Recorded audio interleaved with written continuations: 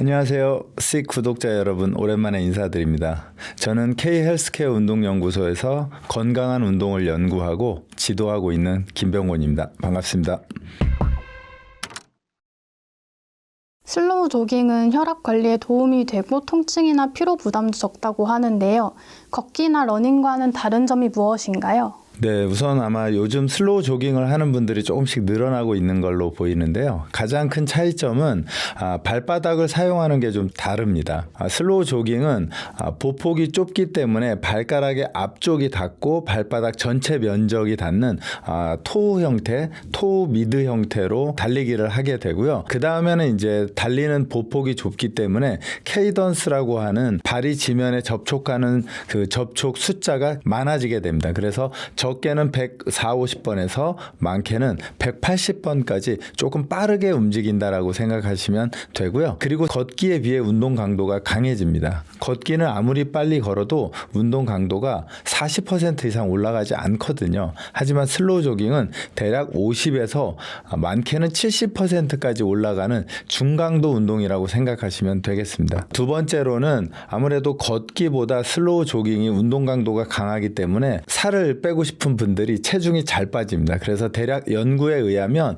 걷는 분들과 슬로우 조깅을 한 분들을 비교 평가해 봤을 때 대략 슬로우 조깅이 2.5kg 정도 더 잘 빠진다고 합니다. 슬로우 조깅과 같은 유산소 운동은 혈압을 낮춘다는 연구가 있습니다. 이 혈압은 여러분이 알고 계시는 혈관의 내피 안쪽에 있는 그 내피에 탄성을 만들어 주면서 혈압을 떨어뜨려 주는 효과가 있고요. 그 다음에는 교감신경계가 활성화되어서 우리가 오버텐션이라고 하는 그러한 기능을 떨어뜨려 주면서 혈압을 낮춰주는 효과가 있고요. 그리고는 근육을 많이 사용하면서 운동을 하기 때문에 당뇨병에 영향을 주는 인슐린 감수성이 변화를 겪으면서 건강한 몸을 만들 수 있습니다. 슬로우 조깅을 처음 시작하는 초보자라면 꼭 기억해야 할 게 있다고 하셨는데요. 그게 무엇인가요? 네, 슬로우 조깅을 아마 처음 접한다면 가장 중요한 첫 번째는 우선순위로 생각하셔야 하거든요. 첫 번째는 발바닥의 사용입니다. 걷는 것과 다르게 슬로우 조깅은 발의 앞쪽이 터치가 되고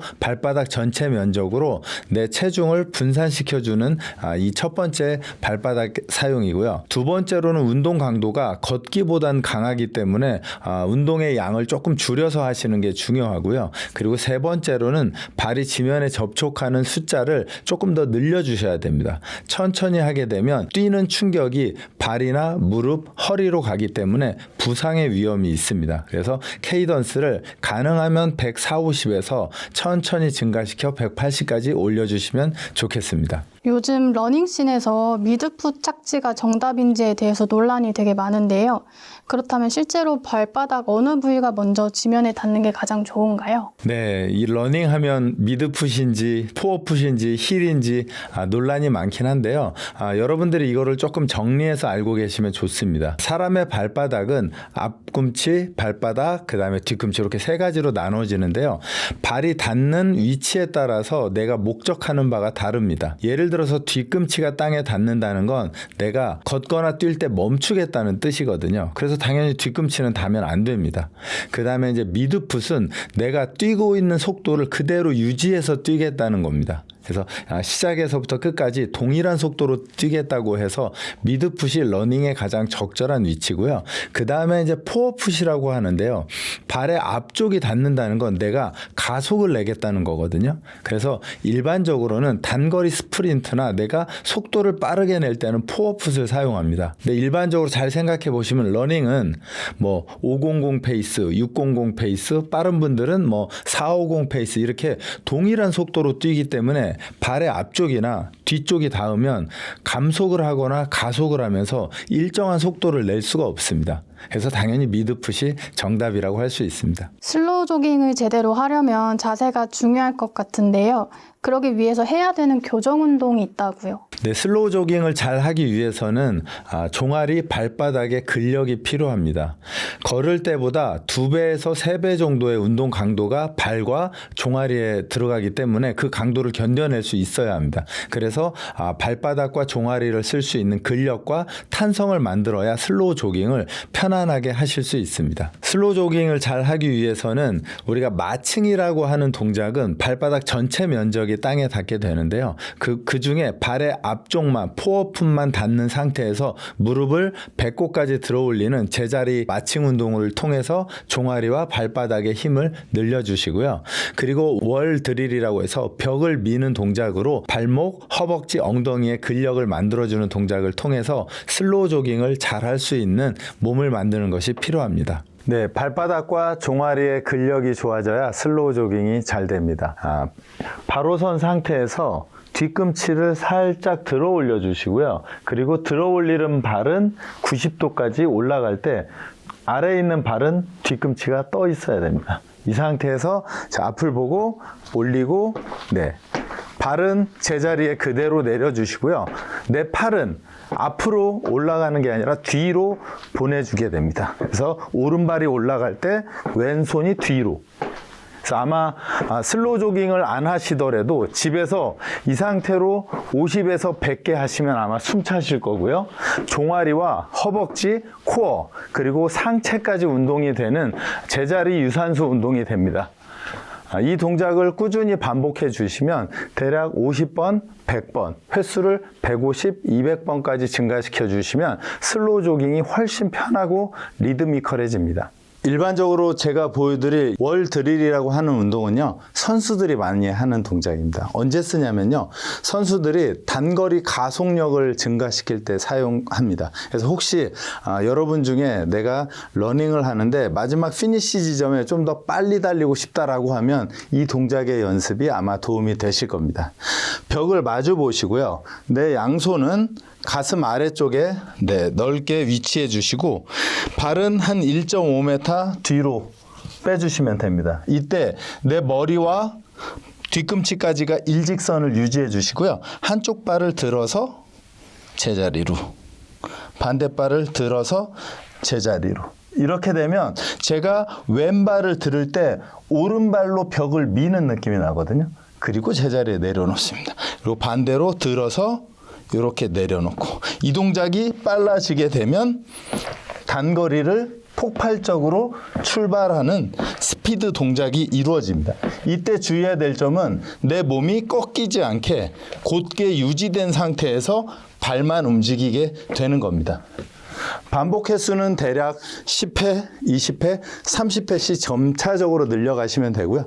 여기서 중요한 팁은 발만 움직이는 게 아니고 내가 손으로 벽을 밀어서 이 벽을 무너뜨리겠다라는 느낌이 나면 가속력이 훨씬 더 빨라집니다. 슬로우 조깅이 체지방 연소 효율이 높다고 들었는데요. 10kg 정도 빼고 싶다면 어떤 강도로 얼마나 지속하는 것이 가장 좋을까요? 건강하게 체중을 감량하기 위해서는 한 달에 대략 2에서 3kg 정도를 권장한다는 연구가 많습니다. 따라서 한 달에 5, 6kg를 뺀다면 아마도 여러분이 경험해 보신 분도 있겠지만 요요 현상에 의해서 다시 처음으로 돌아가거나 처음보다 더 많이 살이 찌기도 합니다. 그래서 만약 10kg 감량을 목표로 한다면 한 달에 2에서 3kg 정도가 적당합니다. 그렇다면 아무리 짧아도 3개월 정도의 시간은 필요하게 됩니다. 그래서 한 달에 2, 3kg를 빼서 3개월 정도 운동을 꾸준히 하시면 대략 10kg를 건강하게 감량할 수 있습니다. 물론 드시는 거를 지금 드시는 그대로 드셔도 크게 문제 없이 뺄 수 있습니다. 슬로우 조깅의 핵심은 결국 발 회전수, 즉 케이던스에 있다고 하셨는데요. 책에서 얘기해 주신 8주 프로그램은 무엇인가요? 네, 8주 동안 슬로우 조깅을 규칙적으로 하게 되면 슬로우 조깅이 완전히 몸에 익숙해지게 됩니다. 하지만 1주에서 2주차 사이에는 만약에 처음 하신다면 대략 케이던스를 160 정도에 맞춰서 움직여서 적응을 해주시고요. 그 다음에 1, 2주차에 가장 중요한 것은 올바른 자세를 만드는 것입니다. 그래서 발바닥의 터치, 그 다음에는 가슴을 완전히 편 상태에서 우리 척추가 구부러지지 않게 해야 허리와 무릎, 골반에 부담을 줄여주게 됩니다. 그래서 1주에서 2주 차에는 케이던스 160의 올바른 자세를 익히는 것입니다. 그리고 3에서 4주는 슬로우 조깅을 리듬을 가지고 운동을 하는 거지 근력을 가지고 운동을 하는 게 아니기 때문에요. 조금 전에 말씀드린 케이던스를 160에서 시작했다면 대략 170 정도까지를 천천히 끌어올리면서 그 리듬과 비트에 나의 탄성이 맞추어질 수 있도록 천천히 적응하는 리듬에 익숙해지는 시기라고 생각하시면 좋겠습니다. 그리고 5에서 6주 차가 되면 리듬까지 익혀졌기 때문에 거리를 점차적으로 증가시키게 됩니다. 이 거리는 아마 시간하고도 비례하게 될 텐데요. 예를 들어서 500m 정도를 슬로우 조깅을 했다면 1000m, 1km 또는 1.5, 2km씩 하면서 점증적으로 증가시켜서 대략 한 5km 정도를 할 수 있으면 아마 1시간 또는 30분 요 사이에서 운동을 하실 수 있을 것 같습니다. 그리고 이제 마지막으로는 7에서 8주 차가 되면 이제 속도를 향상시키는 건데요. 슬로우 조깅에서 속도를 향상시키려면 발의 보폭이 넓어져야 합니다. 그래서 보폭이 넓어지면 예를 들면 슬로우 조깅을 할 때는 보폭이 30-40cm라고 하면 뛰면서 점차적으로 5, 60, 7, 80 되면서 대략 7, 80cm가 되면 우리가 일반적으로 알고 있는 러닝으로 전환하게 됩니다. 이렇게 해서 러닝을 할 수 있는 준비를 7, 8주 정도의 준비를 하시면 그 다음 단계인 러닝을 준비하는 완전한 동작이 되겠습니다. 슬로우 조깅을 할 때 적당한 강도가 RPO 이하라고 하셨는데요. RPE가 정확히 무엇이고 기기 없이도 내가 지금 RPO 이하로 잘 뛰고 있는지 확인할 수 있는 방법이 있나요? 네, RPE는 아시는 분도 있겠지만 잘 모르시는 분도 있을 거예요. 운동 자각도라고 하거든요. 내가 하고 있는 운동이 지금 얼마나 힘든지에 대한 주관적인 평가입니다. 지금 만약에 소파에 앉아 계시다면 RPE는 아마 1일 거예요. 그리고 만약에 혹시 축구 같은 거를 해보셨거나 학교 다닐 때 오래 달리기를 해서 숨이 턱까지 차서 죽을 것 같다. 이 정도가 RPE 10입니다. 죽을 것 같으면 아마 호흡도 안 되고 말도 안 되고 아무것도 안 될 거예요. 이게 10이고요. 슬로우 조깅은 기본적으로 미소를 지으면서 뛸 수 있는 정도이기 때문에 운동 강도를 대략 3에서 4 요 정도까지를 권합니다. 3에서 4면 제가 슬로우 조깅을 하면서 옆에 있는 사람과 조금 편안하게 대화를 할 수 있을 정도면 좋을 것 같아요. 뭐 예를 들어 달리기를 하면서 어제 뭐 했어? 그러면 나는 어제 뭐 점심 누구랑 먹고 차는 누구랑 마시면서 어디를 갔다 왔어. 이런 대화를 할 수 있을 정도의 강도면 대략 4 정도고요. 호흡이 가빠서 대화가 안 된다면 대략 한 6, 7 정도니까요. 그거는 조금 운동 강도가 강하다고 생각하시면 좋겠습니다. 현대인은 대부분 앉아서 보내는 시간이 길고 자식 생활이 일상이 됐는데요. 이런 생활 습관 속에서 걷기만 잘해도 몸이 좋아진다고요. 네, 아마 여러분들이 조금 오해가 있으실 텐데 우리가 그 사무실에서 앉아 있는 좌식 생활자와 육체적으로 몸을 쓰는 분 중에 왠지 육체적으로 몸을 쓰는 분들이 좀 더 몸이 안 건강할 것 같잖아요. 그렇지 않습니다. 사무실에 앉아 계신 분들이 육체적인 활동을 하는 분들보다 훨씬 건강도가 나쁩니다. 이유는요. 크게 두 가지인데요. 하나는 저도 지금 이렇게 앉아 있지만 앉아 있으면 우리의 혈액의 흐름이 아주 느려집니다. 그러면 당연히 중력의 영향을 받아서 우리의 혈액들이 밑으로 내려가면 뇌에 혈액 공급이 잘 안 되죠. 근육, 관절에도 혈액 공급이 잘 안 됩니다. 이렇게 되면 우리 몸의 연부 조직들이 전부 톤이 떨어지면서 죽는다고 표현할 수는 없지만 약해지게 됩니다. 그래서 앉아 있는 분들이 거북목, 라운드 숄더, 그다음에 뭐 두통에 시달리는 분도 많고요. 또 근감소증에 노출되는 경우가 많습니다.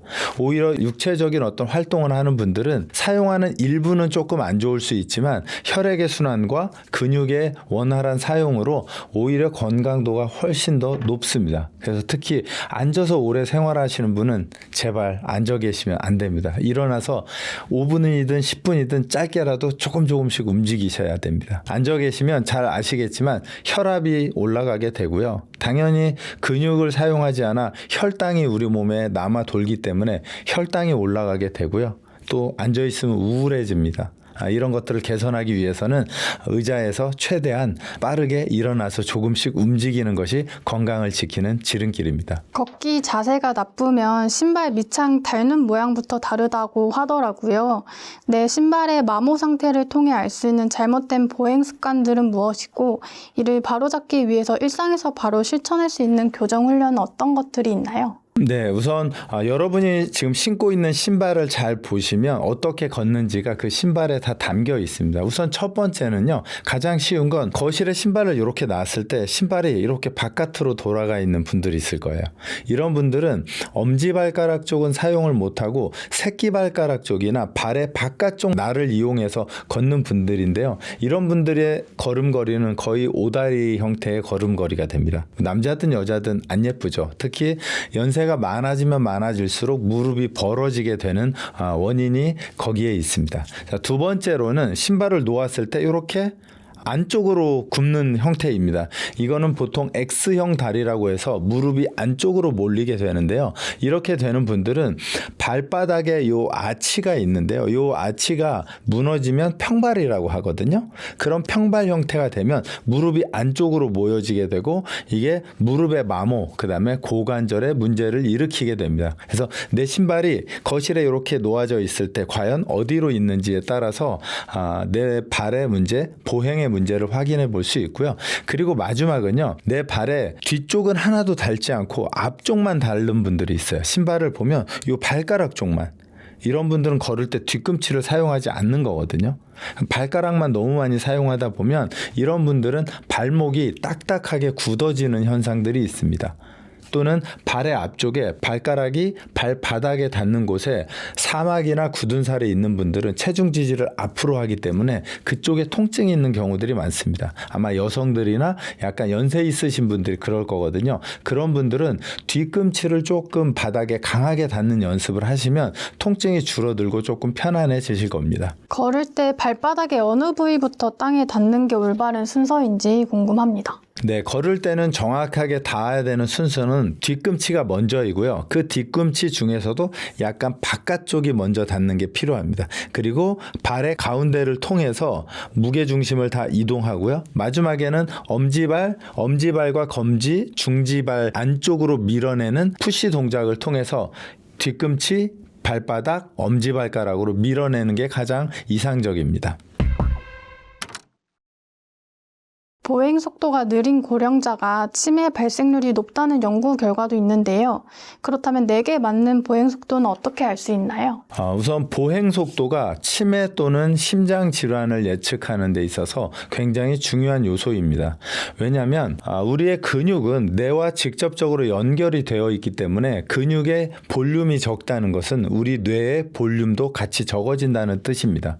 그래서 근육의 크기가 우선 중요하고요. 그 다음에 걷는 속도는요, 보통 초당 1.4m 이상을 걸었을 때 건강하다고 합니다. 근데 만약에 1.4m보다 늦어지는 1.2, 1.0으로 떨어진다면 우리의 근육이 정상적으로 작동을 하지 않고 관절에 기대서 걸음을 걸을 가능성이 큽니다. 이런 분들은 30분, 1시간 걷고 나면 힘든 게 아니고 관절이 아픈 경우들이 많습니다.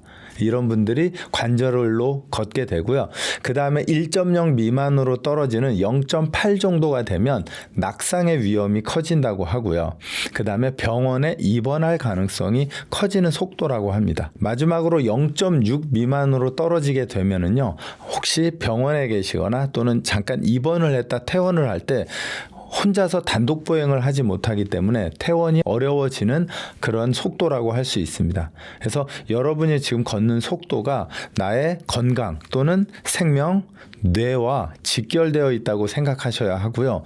특별한 어떤 경우를 제외하고는 가능하면 조금 빠르게 걸으려고 노력하시는 게 건강을 지키는 데 굉장히 중요한 요소입니다. 걷기 폭에 따라 혈당과 지방을 다르게 관리할 수 있다고 하셨는데 여기에 대해 자세히 설명 부탁드립니다. 일반적으로 걸을 때 보폭이 좁은 분들이 있거든요. 이게 이제 유연성이나 근력 또는 몸이 노화가 되면 보폭이 좁아지는데요. 보폭이 좁아지게 되면 주로 관절을 이용해서 걷게 되고요. 그 관절 중에서 무릎을 가장 많이 사용합니다. 그래서 이런 분들은 무릎에 통증이나 불편감을 가지고 계실 가능성이 가장 크고요. 그 다음에 근육 근육을 사용하지 않기 때문에 우리 몸이 계속해서 노화가 되고 근육량이 계속해서 줄어듭니다.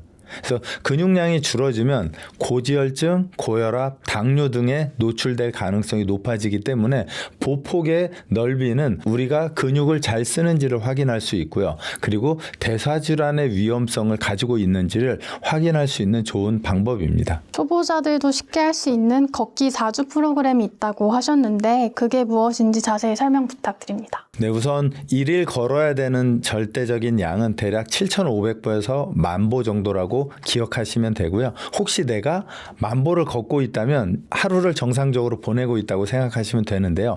만약에 10,000보보다 적게 걷고 있다면 첫 번째는 걷는 습관을 좀 기르셔야 합니다. 잘 아시겠지만 내가 집에서 사무실에서 또는 출퇴근할 때 가능하면 걸으려고 좀 노력을 하시는 그런 습관이 필요하고요. 그 다음에는 이 걷는 양이 증가하게 되면 내가 체력이 조금씩 올라갑니다. 근데 아마 그렇게 생각하실 거예요.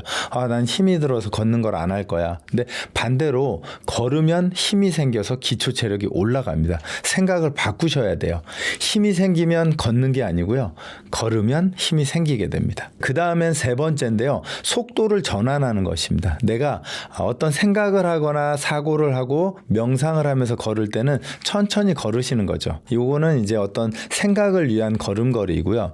만약에 내가 운동을 하겠다고 생각하면 직선 거리에서 최대한 빠르게 팔과 다리를 크게 흔들어서 운동을 하시는 거죠. 이렇게 해서 천천히 걷는 것과 빠르게 걷는 것을 계속 혼합하시는 형태가 건강을 지키는 세 번째입니다. 그리고 네 번째는요, 루틴을 만드는 건데요. 예를 들면 내가 출퇴근을 할 때 버스 정류장 또는 지하철 한 정거장 먼저 내려서 걷는다든지 또는 지하철이나 횡단보도를 걸어간다든지 또 하나는 계단을 이용해서 좀 걸어본다든지 해서 하루의 운동량을 일상생활에서 채우면 내가 따로 시간을 내지 않아도 충분히 운동을 할 수 있는 에너지를 사용하게 됩니다. 책을 보면 걷기조차 힘들었던 70대 요통 환자분이 슬로우 조깅을 할 정도로 회복된 사례가 나오는데요. 저희 구독자분들께도 소개 부탁드립니다. 이분은 저랑 운동하신 지는 대략 한 1년 조금 넘은 것 같고요. 허리의 부상 또는 허리 통증으로 이제 움직임이 좀 부족해지면서 걷는 것조차 힘드셨어요. 그래서 양말을 신는 것도 앉아서 신기가 어려워서 누워서 침대에서 양말을 그렇게 신으셨거든요. 그러다가 이제 저랑 운동을 시작한 지 1년 조금 넘었는데요. 우선 첫 번째는 아프다 보니까 움직이지 못하셨어요. 왜냐하면 움직이면 뻐근해지거든요. 그 뻐근함이 다시 부상을 만들 것 같은 무서움이 있었던 거죠. 그래서 이제 저랑 시작한 건 가볍게 스트레칭을 하면서 그 무서움을 하나하나 깨면서 유연성을 확보했고요. 그리고 이제 근력을 조금씩 만들면서 내가 일상에서 첫 번째로는 앉아서 양말을 신는 게 목표였거든요. 왜냐하면 다른 건 다 멀쩡한데 앉아서 양말을 신고 또는 내가 신발을 신는 게 불편해지면 일상생활은 엄청 불편해지거든요. 그래서 첫 번째 유연성을 좀 만들었고요. 두 번째는 근력을 좀 만들고 최근에는 밖은 뛰지 못하지만 제자리에서 슬로우 조깅 형태로 몇 분씩 달리기를 합니다. 근데 특이한 거는요. 이 70대 중반 되신 분이 그 달리기를 하면서 되게 기뻐하세요. 실질적으로 나이는 젊어지지 않았지만 내가 어렸을 때 젊어졌던 모습으로 돌아간다고 해서 약간 소녀처럼 웃으세요. 그걸 보면 저도 되게 기분이 좋긴 한데요. 혹시 여러분들도 무엇인가 움직임을 잃었다면 그냥 포기하지 마시고 다시 찾으려고 조금 노력을 해서 젊을 때의 모습을 찾아가시면 아마 즐거움이 배가 될 거라고 생각합니다. 러닝을 하면 체력이 좋아지는 것뿐 아니라 뇌를 건강하게 만든다고 하셨는데 어떤 원리로 그런 효과가 나타나는 건가요? 우리가 러닝을 하게 되면 크게 두 가지가 있는데요. 하나는 이 뇌가 근육을 계속 움직이게 작동시키고요. 두 번째는 근육이 작동하면서 혈액순환이 원활해지거든요. 그러면 혈관, 심장 또는 혈관과 심장을 통해서 피가 뇌로 올라가면 BDNF라고 신경성장인자가 활성화되면서 뇌가 젊어지게 됩니다. 이게 첫 번째고요. 그리고 두 번째는 기억과 학습을 관장하는 해마라고 하는 해마의 활성도가 올라가면서 당연히 기억력과 학습력이 올라가게 되죠. 그거 역시도 뇌가 활성화되고요. 아마 여러분들이 무서워할 수 있는 알츠하이머라든지 치매는 이런 기억과 학습 능력이 떨어지는 거거든요. 그래서 운동을 통해서 해마의 영향력이 더 높아진다고 생각하시면 되겠습니다. 그리고 마지막은 아마 운동하시면 아마 그런 경험들이 있으실 거예요. 힘든데 자꾸 웃음이 나와요. 그래서 보통 걷거나 달리게 되면 힘들지만 미소가 지어지는 이유는 우리가 우울증과 스트레스가 감소되기 때문입니다. 그래서 외국에서 어떤 병원에서는요, 우울증과 스트레스 있는 사람에게 약을 먹이는 게 아니라 러닝을 처방하는 경우들이 많아지고 있고요. 이게 효과가 약보다 부작용 없이 훨씬 높다는 연구들이 최근에 많이 나오고 있습니다. 그래서 혹시라도 여러분 집에서 조금 우울하거나 스트레스를 받는다면 한번 가볍게 슬로우 조깅이나 러닝을 해보시면 도움이 되실 겁니다. 러닝 초보자들이 가장 힘들어하는 게 바로 숨이 차는 문제인데요. 안정적으로 호흡을 할 수 있는 4가지 훈련법이 있다고 들었습니다. 그게 무엇인가요? 아마 러닝을 하시는 분들이 제일 힘들어하는 게 호흡일 거고요. 아마 혹시 수영장에서 수영을 하시는 분들도 호흡이 제일 어려우실 거예요. 그 이유는 우리가 공기를 마시고 뱉는 걸 정확하게 해야 되는데 둘 중에 하나만 하면 숨이 차게 됩니다. 마시기만 하거나 뱉기만 하거나. 그러면 들어오는 공기의 양과 나가는 공기의 양이 비례하지 않기 때문에 숨이 찬 거거든요. 그래서 만약에 여러분들이 처음 달린다면 달리면서 호흡 연습을 하셔야 돼요. 첫 번째 연습은 2대2의 호흡인데요. 코로 2번 마시고 2번 뱉는 겁니다. 그래서 약간 기차처럼 칙칙폭폭이거든요. 코로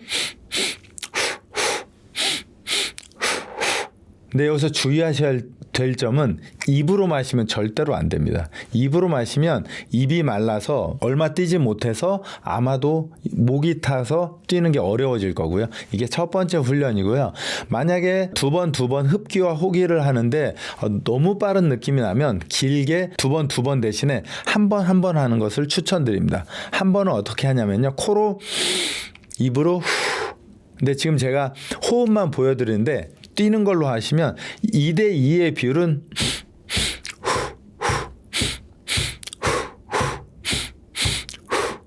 발의 리듬과 호흡의 리듬을 맞추는 거예요.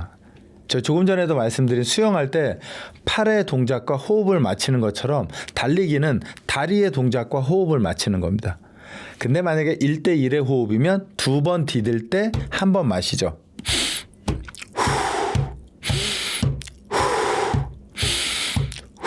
이런 식으로 발이 2번 닿을 때 한 번 마시고 2번 닿을 때 한 번 뱉죠. 이것도 좀 불편하다 싶으면 이렇게 하는 분도 있어요. 2번 마시고 한 번 뱉는 거죠.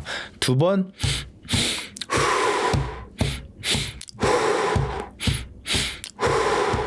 이렇게 한 서너 가지 방법을 한번 해보시고 나에게 가장 잘 맞는 거 있을 겁니다. 그러면 그 방법을 가지고 지속적으로 하다 보면 어느 순간 내가 신경 쓰지 않아도 호흡이 발과 리듬과 타이밍이 맞아질 때 가장 안정적으로 호흡할 수 있습니다.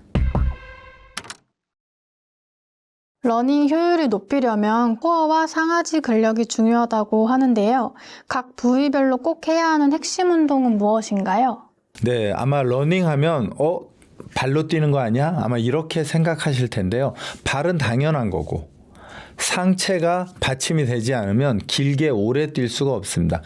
왜냐하면 대략 2, 3km라면 상관이 없지만 10km 이상을 뛰면 대략 1시간, 길게는 1시간 좀 넘게, 짧게는 한 40분 정도를 뛰게 되는데요. 40분 동안 우리 척추뼈가 계속 내려앉는다면 아마 허리 통증으로 뛸 수가 없을 겁니다.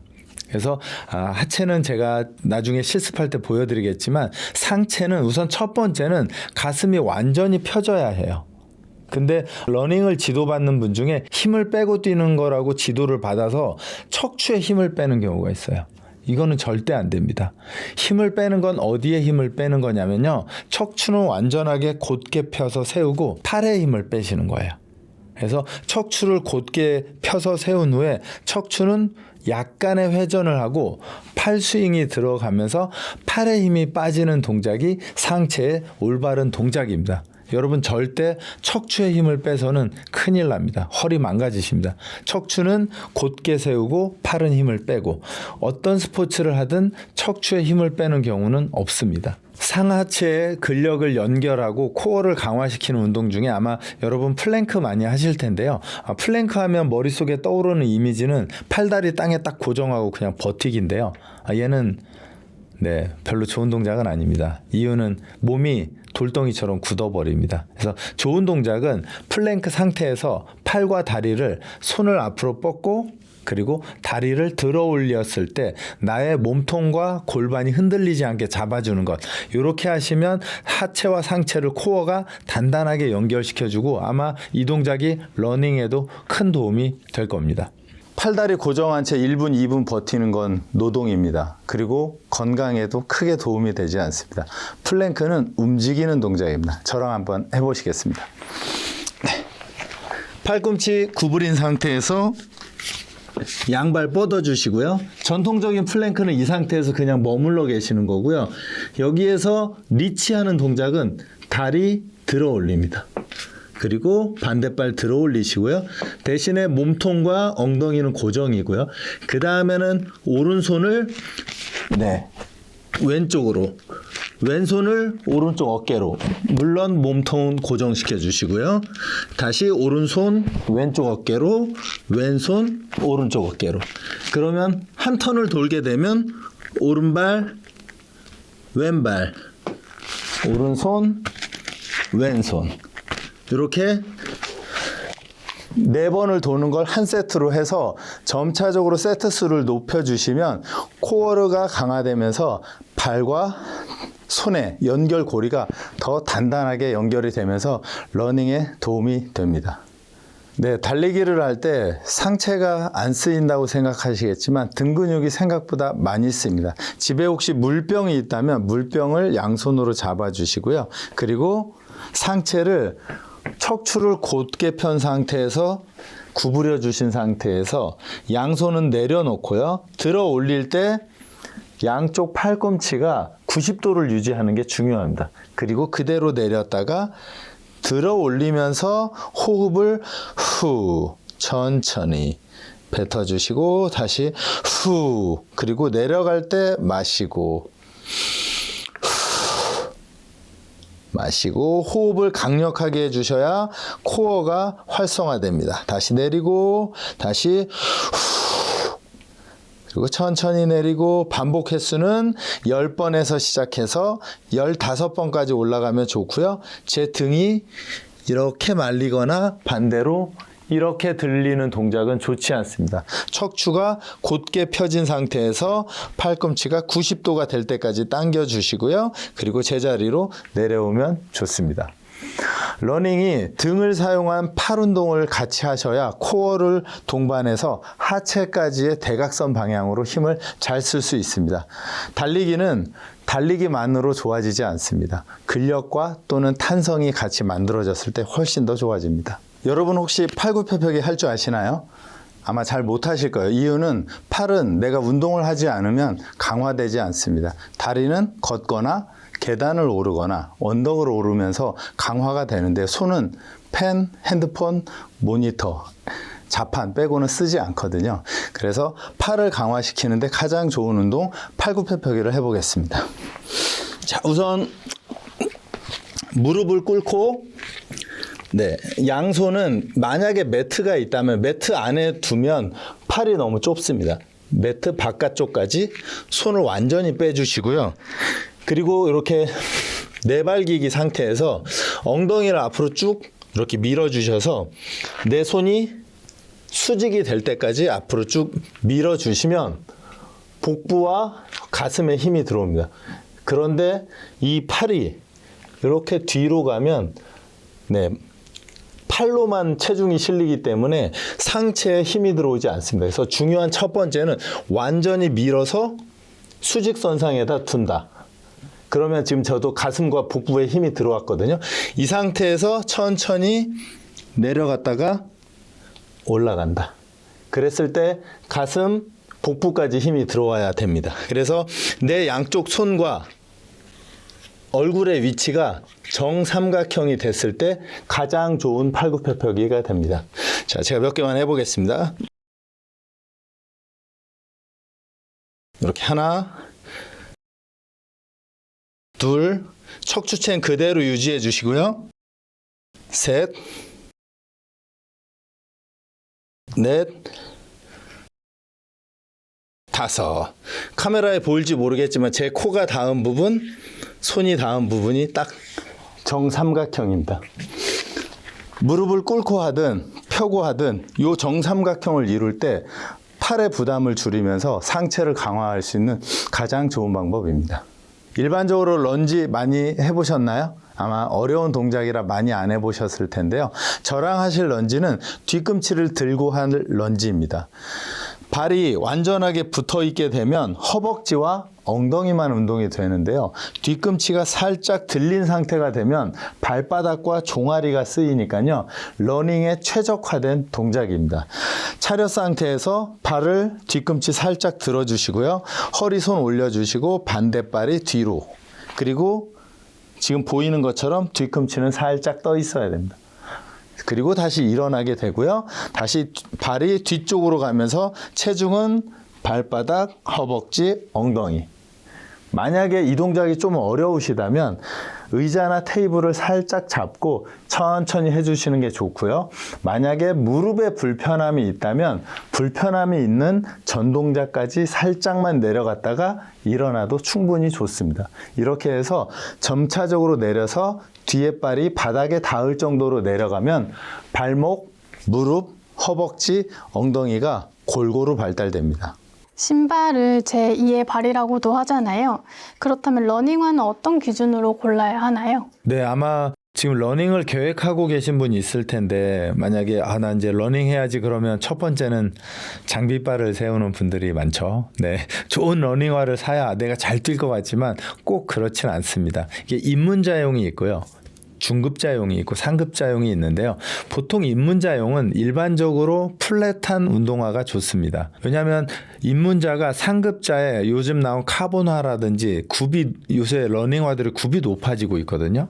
혹시 제 연배 또는 저보다 오래되신 분들은 아식스라고 젤로 만든 굉장히 얇은 러닝화가 그때 인기였어요. 근데 얘는 발에서 거의 다 충격 흡수를 하지만 그 젤에서도 충격 흡수를 했거든요. 최근에 좋은 운동화들 러닝화 보면 이 깔창이 굉장히 높아지고 있는데 입문자들이 그걸 신게 되면 한번 생각해 보세요. 사회 초년생인 아가씨가 굽 있는 구두를 신고 걸어 다니면 삐뚤빼뚤하게 되겠죠.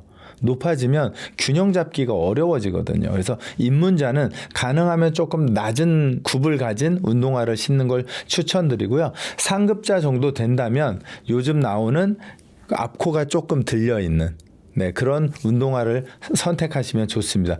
무조건 비싸고 좋아 보이는 게 여러분 몸에 맞는 게 아니고요. 나의 실력에 맞는 걸 선택하는 게 건강하게 달리는 아주 중요한 요인이 됩니다. 러닝과 슬로우 조깅 중에 다이어트에 더 효과적인 것은 무엇인가요? 다이어트를 기준으로 러닝과 슬로우 조깅을 보면 단연 러닝이 강합니다. 왜냐하면 러닝의 운동 강도가 강하기 때문에 예를 들어서 30분씩 운동을 했다라고 하면 러닝이 다이어트에는 훨씬 효과적입니다. 슬로우 조깅은 러닝보다 못하지만 효과가 있죠. 그래서 만약에 다이어트를 목적이다 또는 조금 몸을 쉐입하게 얇게 만들고 싶다라고 하면 슬로우 조깅을 하는 분들이 점차적으로 러닝까지 가면 아마도 예쁜 몸을 가질 수 있을 겁니다. 왜냐하면 장거리 러닝을 하는 선수들 보면 뱃살이 하나도 없죠. 왜냐하면 기본적으로 러닝을 하면 저도 약간 몸이 있는 편인데 몸이 크면 클수록 불리해지거든요. 얇을수록 건강하게 뛸 수 있는 조건이기 때문에 살이 빠질 수밖에 없습니다. 러닝 직전에 근육의 긴장을 풀고 몸을 깨워주는 가장 효과적인 스트레칭 동작은 무엇인가요? 네, 제가 가장 많이 받는 질문 중에 하나인데요. 러닝 전에 어떤 스트레칭을 해야 합니까? 하는데 스트레칭 절대 안 됩니다. 제가 도시락 싸들고 가서 말리고 싶습니다. 왠지 궁금하실 텐데요. 러닝은 근력으로 뛰는 게 아니고 탄성이라는 걸로 뜁니다. 탄성은 잘 생각해 보시면 조금 단단해야 해요, 근육이. 그런데 스트레칭을 하면 풀어져 버리거든요. 그러면 우리 몸에 탄성이 없어지면서 케이던스가 무너지고 발이 지면에 닿는 시간이 길어집니다. 이거는 선수도 그렇고요. 경기력을 떨어뜨리고 부상의 위험성이 높아집니다. 그래서 러닝 전에는 스트레칭을 하지 않는다. 그럼 러닝 전에 무엇을 하느냐라고 하면 다이나믹 웜업이라고 해서 몸에 탄성을 만들어주는 준비 운동을 하시고요. 러닝이 끝나고 나면 스트레칭을 하시는 겁니다. 그 스트레칭은 우리가 뛸 때 가장 많이 사용하는 종아리, 허벅지 앞에, 그리고 엉덩이, 그리고 허리, 이 정도의 스트레칭을 해주시면 완벽한 프로그램이 될 것 같습니다. 러너들에게 가장 흔한 부상 중에 하나가 족저근막염이라고 하는데요.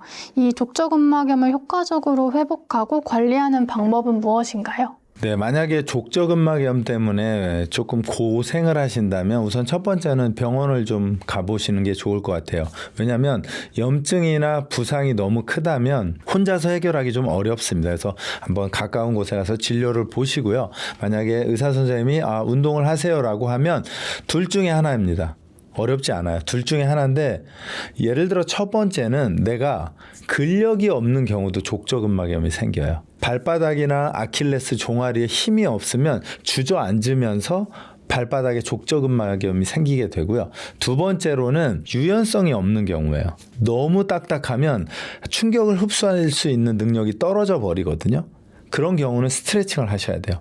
자, 그러면 여기서 내가 딱딱한지 유연한지 어떻게 알지? 이렇게 아마 고민하실 텐데 혹시 지금 집에 계시면 해보세요. 양발을 이렇게 모아서 저희 예전에 그 푸세식 화장실에 앉듯이 그렇게 쪼그려 앉아보세요. 발바닥이 떨어지지 않고 쪼그려 앉을 수 있으면 그분은 근력이 부족해서 족저근막염이 온 거고요.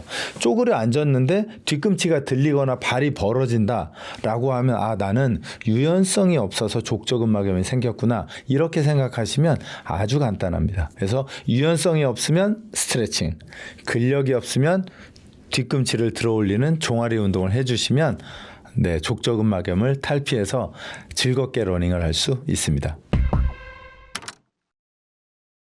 유산소 운동하고 근력 운동 둘 중에 무엇부터 하는 게 좋을까요? 네, 이게 어렵긴 하는데요. 퍼펙트한 건 같이입니다. 병행. 유산소와 근력. 근데 만약에 이걸 우선순위를 정하라고 하면 제가 볼 땐 근력이 조금 먼저일 거예요. 특히 러닝을 전제로 했을 땐. 걷는 것부터 하면 되는데요.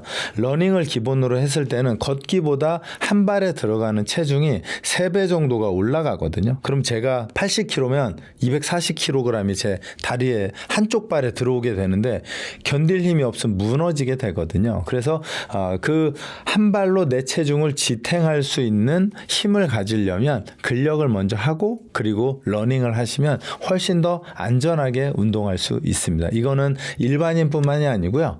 프로 선수들도 동일합니다. 그래서 퍼펙트는 유산소와 근력을 동시에 하는데 둘 중에 무엇이 먼저냐라고 하면 근력이 먼저입니다. 중장년층들이 건강을 위해 꼭 해야 하는 운동이 있을까요? 네, 아마 하체 운동하면 호불호가 있긴 할 텐데 대체적으로 제가 일반인들한테 질문 받는 건 하체 운동 하면 바로 스쿼트. 아마 이렇게 하실 텐데 저는 사실은 스쿼트보다는 런지를 훨씬 더 추천합니다. 이유는 스쿼트는 양발이 동시에 움직이기 때문에 우리가 걷거나 뛰는 동작과는 조금 다른 동작을 취해요. 근데 런지를 한번 생각해 보시면 한쪽 발이 앞으로 한쪽 발이 뒤로 걷는 동작과 아주 유사하고요. 그 다음에 우리가 오늘 이야기하는 슬로우 조깅, 러닝과 아주 유사합니다. 그리고 마지막은 계단을 올라가는 동작과 아주 비슷합니다. 그래서 저는 만약에 하체 운동에 제 1번을 꼽아라 그러면 런지를 추천드립니다. 계단 오르기는 걷기보다 운동 강도가 높다고 하는데요. 그렇다면 몸의 부담은 줄이고 효과는 극대화하는 계단 오르기 자세는 무엇인가요? 네, 계단 오르기가 요새 조금 관심들이 많아지고 있는데요.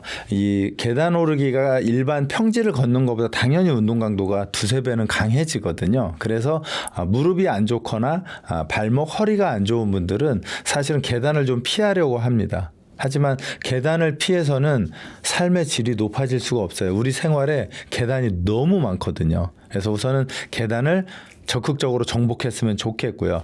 정복하려면 바로 걸어야 하거든요. 한번 걷는 것을 생각해 보시면 만약에 이 상태에서 오른발이 계단 위로 올라가면 대다수 올라간 발로 힘을 써서 가거든요. 근데 잘 생각해 보세요. 자동차로 하면 아마 운전하시죠. 전륜구동이 있고 후륜구동이 있는데 후륜구동이어야 해요. 이 상태에서 오른발이 계단에 올라가면 뒷발로 밀어서 올려주는 거예요. 그러면 무릎에 부담이 거의 없습니다. 앞발로 올라가면요 무릎에 데미지가 엄청 커집니다.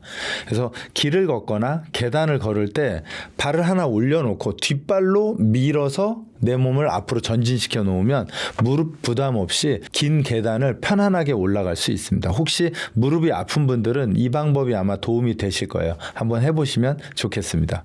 이제 나이가 들수록 운동은 필수인데요. 중년 이후에 운동을 할 때 적정 운동 횟수와 시간은 어느 정도인가요? 이걸 조금 구분을 하면 좋을 것 같은데요. 아, 나는 운동을 하나도 안 했어. 한 번도 안 해봤어. 이제 시작할 거야. 그러면 매일 조금씩 하는 겁니다. 5분, 10분.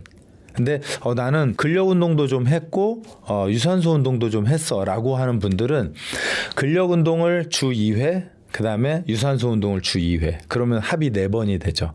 근데 만약에 이 중에서 나는 근력이 좀 부족한 것 같아. 그러면 근력을 주 3회 하시고 나는 숨이 자꾸 차는 거 보니 심폐지구력이 약한 것 같아. 그러면 유산소 운동을 3회로 늘려주시면 돼요. 그래서 주 5회를 하는 게 가장 퍼펙트합니다. 근데 문제는 이제 운동을 시작하는 분이 이렇게 해버리면 너무 힘드세요.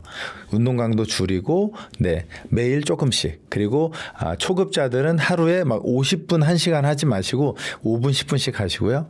중상급자들은 한 번 운동할 때 그래도 50분 전후는 하셔야 트레이닝이 됩니다. 그래서 초급자와 중급자에 따라서 이런 선택을 해 가시면 아마 건강하게 운동을 하실 수 있을 것 같습니다. 공복 운동과 식후 운동 중에 다이어트 효과를 극대화하기 위해서는 어떤 게 더 좋은가요?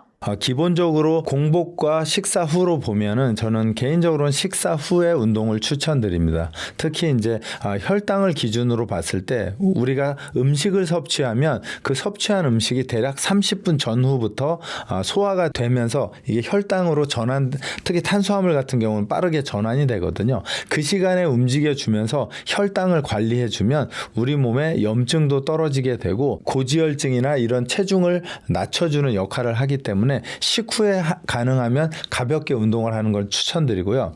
만약에 운동 강도를 높이려면 식전에 하시거나 식사 후에 한다면 2시간이나 3시간 후에 하셔야 됩니다. 왜냐하면 소화가 안 된 상태에서 운동을 하게 되면 소화 효소를 떨어뜨리고 우리의 몸에 데미지를 줄 수 있기 때문에 식전의 운동은 운동 강도가 조금 강해도 되지만 식후의 운동은 대략 2시간 정도는 지나서 해야 된다라고 생각하시면 되겠습니다. 그렇다면 아침 운동과 저녁 운동 중에서는 어떤 게 더 좋은가요? 선택하라고 하면 아침 운동이 좋긴 하거든요. 근데 예를 들면 나는 아침에 일어나는 게 죽을 것 같이 힘들어 라고 한다면 굳이 아침 운동을 고집할 필요는 없을 것 같아요. 그러니까 내가 출근을 하거나 업무 시간에 지장이 되지 않아야 지속적으로 운동을 할 수 있는데요. 아침 운동이 좋으니까 나는 아침형 인간이 아닌데도 막 아침에 무리해서 할 필요는 없을 것 같아요. 오히려 저녁 시간대가 조금 더 여유가 있다면 물론 잠을 자기 2시간 이내에는 고강도 운동을 하면 안 되지만 저녁 시간에 하는 것도 괜찮습니다. 하지만 만약에 아침에 일찍 일어나서 활동하신다면 그 시간이 가장 좋다고 생각합니다.